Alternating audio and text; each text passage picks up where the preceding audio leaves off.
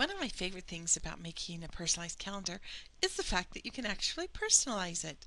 So there's several things that you might want to do. You can specify holidays, birthdays, just special days for your family.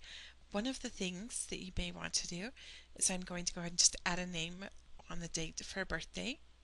So I'll just add text.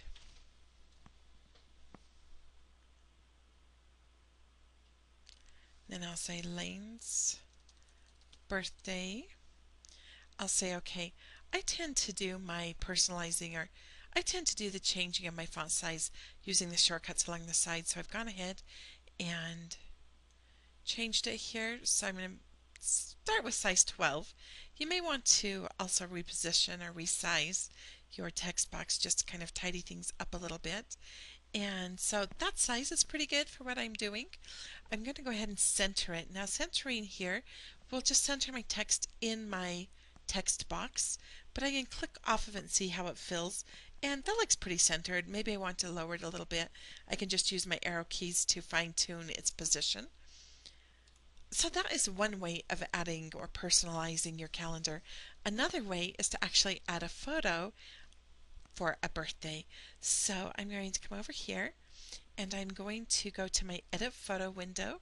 I'm going to select add photo box, and now I'm just going to reposition and resize my photo box, because up here on the 11th I'm going to add another birthday, but I'm going to add a picture. And you can see there's just a little wire frame, so usually I'll try and go smaller, and then I can see how my wire frame is going to fit within that box. So I'll take a little smaller again and I'll reposition it bigger, and just trying to create an even space there. And then I'm going to drag and drop my photo in. And now I could click on my crop window and go in and position my window a little bit differently if I wanted, but I think it looks pretty good. I could also use my zoom in button and just get a little closer view there.